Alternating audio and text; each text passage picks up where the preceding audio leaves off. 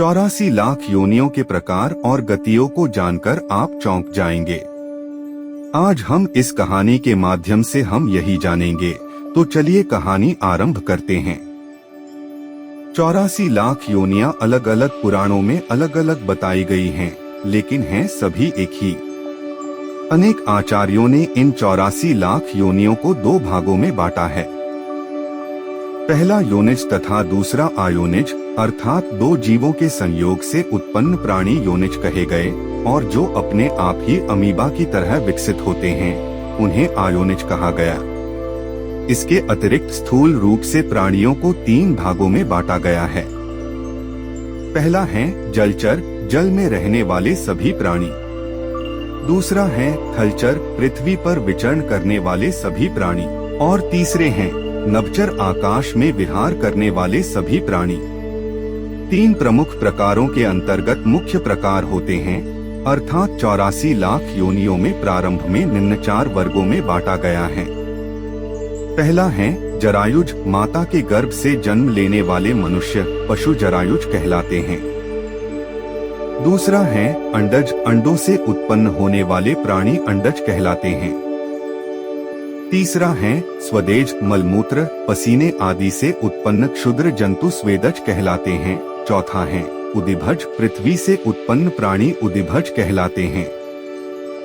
पद्म पुराण के एक श्लोकानुसार जलज नव लक्षाणी, स्थावर लक्ष विंशति, कृम्यो रुद्र संख्यक, पक्षिणाम 10 लक्षणम, त्रिंशल लक्षाणी पशव, चतुर्लक्षाणी मानव।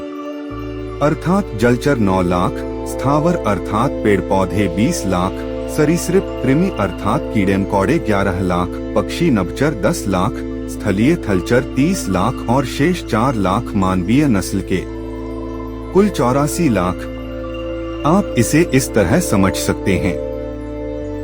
पानी के जीव जंतु 9 लाख, पेड़ पौधे 20 लाख, कीड़े मकोड़े 11 लाख, पक्षी 10 लाख, पशु 30 लाख, देवता, दैत्य, दानव, मनुष्य आदि 4 लाख। कुल योनियां 84 लाख। प्राचीन भारत में विज्ञान और शिल्प ग्रंथ में शरीर रचना के आधार पर प्राणियों का वर्गीकरण किया गया है, जिसके अनुसार एक शफ अर्थात एक खुर वाले पशु गधा, घोड़ा, खच्चर, भैंस, हिरण इत्यादि। दूसरे हैं द्विशफ अर्थात 2 खुर वाले पशु गाय, बकरी, भैंस, कृष्ण मृग आदि। तीसरे हैं पंच अंगुल अर्थात 5 अंगुली और पंजों वाले पशु सिंह, व्याघ्र, गज, भालू, श्वान, कुत्ता, श्रृंगाल आदि। मनुष्य जन्म कब मिलता है? एक प्रचलित मान्यता के अनुसार एक आत्मा को कर्मक्ति अनुसार 30 लाख बार वृक्ष योनि में जन्म होता है। उसके बाद जलचर प्राणियों के रूप में 9 लाख बार जन्म होता है। उसके बाद कृमि योनि में 10 लाख बार जन्म होता है और फिर 11 लाख बार पक्षी योनि में जन्म होता है। उसके बाद 20 लाख बार पशु योनि में जन्म लेना होता है। अंत में कर्मानुसार गौ का शरीर प्राप्त करके आत्मा मनुष्य योनि प्राप्त करता है और तब 4 लाख बार मानव योनि में जन्म लेने के बाद पितृ या देव योनि प्राप्त होती है। यह सभी कर्मानुसार चलता है। मनुष्य योनि में आकर नीच कर्म करने वाला पुण्य नीचे की योनियों में सफर करने लग जाता है, अर्थात उल्टे क्रम में गति करता है, जिसे ही दुर्गति कहा गया है।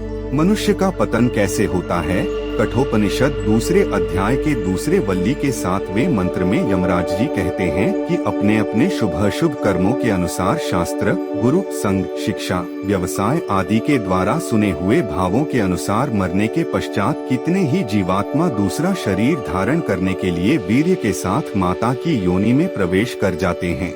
जिनके पुण्य पाप समान होते हैं वे मनुष्य का, और जिनके पुण्य कम तथा पाप अधिक होते हैं वे पशु पक्षी का शरीर धारण कर उत्पन्न होते हैं, और कितने ही जिनके पाप अत्यधिक होते हैं स्थावर भाव को प्राप्त होते हैं, अर्थात वृक्ष, लता।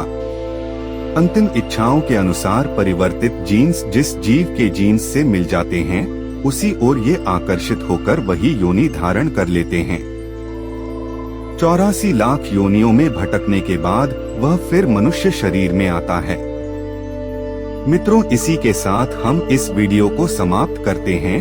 यह जानकारी इंटरनेट और कुछ पुस्तकों से ली गई है, तो कुछ गलतियाँ भी हो सकती हैं। जय श्री कृष्णा, राधे राधे।